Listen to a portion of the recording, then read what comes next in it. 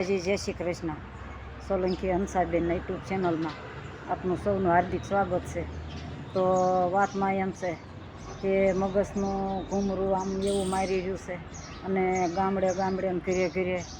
તો હું એક વાત કહેવા જો યુટ્યુબ ચેનલ નિહાળતા મારી વાતને ધ્યાનમાં દોરજો. તો મને આ ઉંમરે એક વાત એટલી મગજમાં ઘૂસી ગઈ છે કે એક આ દારૂ એટલો હદ મચાવી ગયો છે ગામમાં અને ઘરે ઘરે ને શહેરમાં ને સિટીમાં. એની કાંઈ અધૂરાય નહીં, પણ આના પગલાં કોઈ લેતું નથી. જે કાંઈ હોય એ પણ હું એમ કહેવા જઈ રહી છું કે દારૂ પુરુષમાં છે કે બહેનોમાં છે. દારૂ એમ કહેવાય કે ભાઈ છે કે દારૂની કોથળી મને આ ઉંમરે પકડે. મને એક જણાએ કોથળી હોત દીધી પાણીની ભરેલી. દારૂ તો અડું જ નહીં. આ સમયે હવે મારો બોત ગઈને બટકું રહી. દારૂ હવે અડું તો તું મરી જાવ. તો મને કે તમારે બ્લોક કરવો હોય તો દારૂની કોથળી ભરો, પાણીની ભરો કે ખાલી. નહીં કે હું વગર કોથળી અને વગર પાણીની કોથળી અને બાટલી હું વિડીયો બનાવી દઉં છું. પણ તો હું એવું કહેવા જઈ રહી છું કે જેના પેટમાં ઘૂસી જાય એને શાંતિથી જપવા ન દે, ઊંઘવા ન દે. કોઈને બોલવાની આદત હોય, કોઈને હોવાની આદત હોય, તો જે જેના જેવા કેપ. પણ હું એમ કહું છું કોઈની બેનું ભાઈ વિનાયનું થઈ જાય તોય પાછા વળે નહીં. કોઈનું ગઢિયા હોય, મા બાપ હોય, વૃદ્ધ મા બાપ, તો એ દીકરા વિહોણા થઈ જાય, દીકરા વિનાના, તોય દારૂથી પાછા ન વળે. અને આ લોકો એમ કે એ દારૂની બાટલી જો હું તને ભાળી એને કેટલી ખુશ થઈ જાય. દારૂ જ્યાં મળે તો એના પગલાં માંડું તો મારા પગે એકદમ જલ્દી હાલે કે હમણાં મને દારૂની બાટલી હાથમાં આવી જાહે. જો એને દીકરા દીકરીઓ કોઈ હગું નહીં. તું મને કેટલી હગી છો ને કેટલી પ્રેમ કરું છું. હું દારૂની કોથળીના દારૂડી આવું બોલે કે ઘરની પત્ની હોય એનું કોઈ એનું પાસે કોઈ કાંઈ વેલ્યુ નહીં. દારૂની કોથળી પાસે બે કોથળી નાખી જાય એટલે ગમે એવા વર્તમાન કરે બેનું આવે. તો આવું કેમ? તો એ દારૂ આ જગતમાંથી તમે વિદાય લઈ અને પરલોક સીધાવી જાઓ તો આ જગતના કાઠિયાવાડી ભારત ભૂમિના બાળકો બહેનો માતા સુખીથી સંસાર એનો હાલી શકે. બાકી આ સંસારમાં દારૂડિયાના જેના ભેટી ગયા, કોઈના દીકરા હોય કે કોઈના ધણી હોય, એટલે આજ તો ખુલાસો કરી દઉં છું કે ભાઈ તમે બે મધ્યમાં હો. દારૂ બેન હોય તો ભલે ને ભાઈ હોય તો ભલે, બેની વચ્ચે તો ફૂઈબા કહેવા પડે. એનો અર્થ તો સમજો છો ને. પણ એટલો હાહાકાર મચાવી દીધો છે આ દારૂએ કે દારૂ પીતું હોય ને જેના પેટમાં પધરામણી કરે એને તો શાંતિ પેટમાં લે જ નહીં. કારણ કે માલપાઈ રહ્યો ઢીકા પાટું પાટાને આ લોકોને હક લે. આ લોકો ઘરના સભ્યોને હક લે નહીં. એટલે હું એમ કહું છું કે દારૂની પાણીની ભરેલી બાટલી છે પણ દારૂ તો કહેવાય ને. તો મારે બાટલી અડવી નથી, પણ હું એમ કહું છું કે આ જગતમાં વિદાય લઈ લો. અને એની જો કેપેસિટી શું હોય કોઈ ઓળખે નહીં. હવે એ તો દારૂડિયો છે. કોઈ દીકરી દીકરા વરાવે તો ભાઈ એના પેઢીમાં દારૂ હાલ્યો આવે છે. એ થોડા સાંડ્યા હોય તો આ બધે દારૂ આડો જ ફરે. જ્યાં જઈને ક્યાંય આબરૂ ન રહે, ક્યાંય જરૂર પડી હોય, ઇમરજન્સી દવાખાનાના કામ આવ્યા હોય તો પછી 50,000 જોતા હોય તો નામ પડે ફલાણા ઘરે બીમારી છે અને તાત્કાલિક ઇમરજન્સી.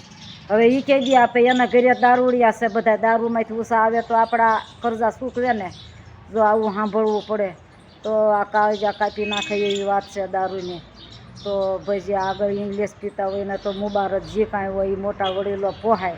પણ આ ગામડાની રીત પ્રમાણે, ગામડાની રૂઢિ પ્રમાણે અભ્યાગત માણસોને દારૂ નથી પોહાતો. તો એ દારૂ બેન કહેતા દારૂ બેન, દારૂ ભાઈ કહેતા દારૂ ભાઈ, અને ફૂઈબા કહેવાતા ફૂઈબા. તમે આ જગતમાંથી વિદાય લો. એમાં ખાસ કરીને માતાજીનો નેહડો છે જાનબાઈ માનો, તો ખાસ કરીને નેહડામાં તમે વિદાય લઈ લો. જય માતાજી.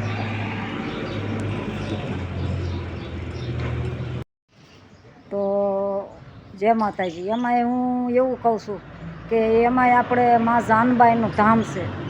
હું કોઈનો વિરોધ નથી કરતી. જે માતાજી કહી દીધું છે માતાજીની મોર, હું ક્યાં મોટી હોઉં. માએ કીધું જે કાંઈ કરો એ ડેલા બહાર રહીજો, તમે કરો ને તમે ભરો. એટલે પાપ પુણ્યના અધિકારી પોતપોતાને ભોગવવું પડે છે. એમાં માં લાગ ભાગ નથી રાખતા. બાકી માં એમ કહી દેશે કે કોઈ કર્મ કાંઈ ન કરતા હોય, પીતા ખાતા ન હોય ને તમારા બાળ બસા પૂછ્યા રહે ને દીદી તો હું દેવડી વસું ન વસું, તમારા બાળ બસાનું ધ્યાન રાખું છું, પણ તમારા કર્મનું ધ્યાન નથી રાખતી. તો માતાજીથી શેતી જાયજો. જાનબાઈ માનું ધામ છે અને એમ તો બીવે છે કે જે કાંઈ વસ્તુ પોતે શિકાર કરી હોય, ખાધું પીધું હોય, જાજુ તો બોલતી નથી, પણ જે કાંઈ કર્યું હોય તે દી ડેલા બારા રહેશે, કારણ કે એ બધાને જાણે જ છે કે માતાજીના વસ્તુ નથી ગમતી એટલે આપણે ડેલા બારા રહીએ. તો આપણે માતાજીનો નેહડો છે તો શેતી જાયજો. માં ભગવતી તમારું ઘણું ધ્યાન રાખે છે બાળ બસાનું. એટલું નહીં પણ હો ગૌ માથે જાઓ અને મુંબઈ માથે ત્યાં સમરોન માતાજી ત્યાં તમારું કામ કરી દેતી હોય, ત્યાં કેમ ન કરી દેતી હોય. તો જાણી જોઈને વ્યસન વાળા બધા વ્યસનનું સેવન કરો જ છો તો થોડો જાજો સુધારો કરી દેજો. આ કળીકાળ કળયુગ છે, કારણ કે આની અંદર કોઈ બસ્યું નથી અને કોઈ બસવાનું નથી. હું નથી રહેવાની, પણ મારે કોઈ વ્યસન નથી. 63 વર્ષ ત્યાં 60 ને 3, પણ મને કોઈ એમ ન કે તમારે કાંઈ બી સાવ હોય તો દી ઉગે, કે તમારે કાંઈક માવો હોય તો દી ઉગે. મારો દી તોય સૂરજનારાયણ ઉગી જ જવાના છે. મારે કોઈ વ્યસન નથી. તો આ વ્યસન નથી તો હું એટલું કામ ખેંચી લઉં છું. તો તમે જે વ્યસનિંગ હોય ને કે આ પીએ ને ખાઈએ તો વધારે કામ થાય, એ બધી ખોટી અજ્ઞાનતા છે. તમે આ બધી વસ્તુનું સેવન મૂકી દો અને મારી ભગવતી જો તમને કોઈ દી દુખ્યા ભૂખ્યા રાખે તો હું તમને સાક્ષી પુરાવામાં કહું છું કે મને માના અનુભવ છે અને મને 1-2 વખત માના ભેટા થઈ ગયા છે. હું એમ નામ નથી બોલતી, આ તો જાગતી જોઈ છે.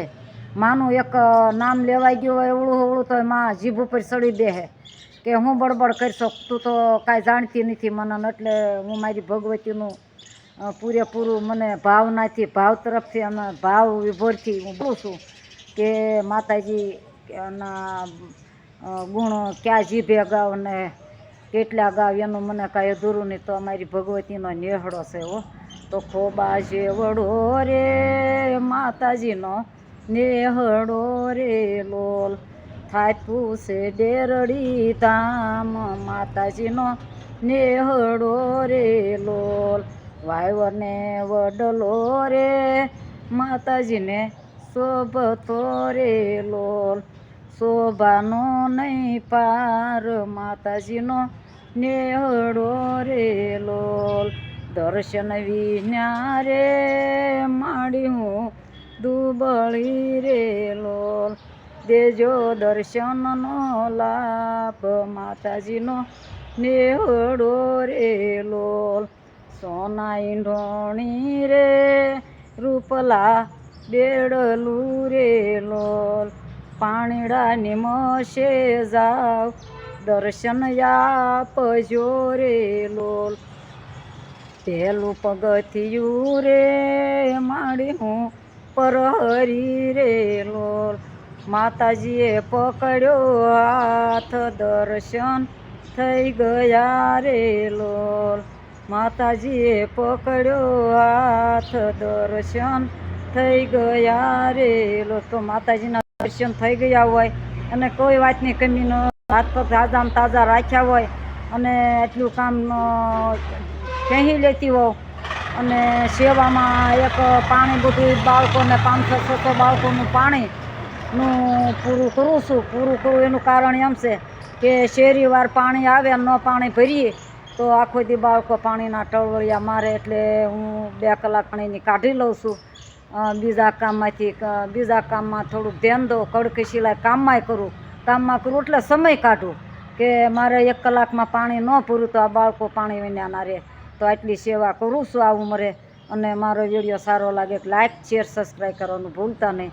અને આજનો વિડીયો કેવો લાગ્યો કોમેન્ટમાં લખજો. જય માતાજી. ફરી મળશું હવારે બીજા બ્લોગ.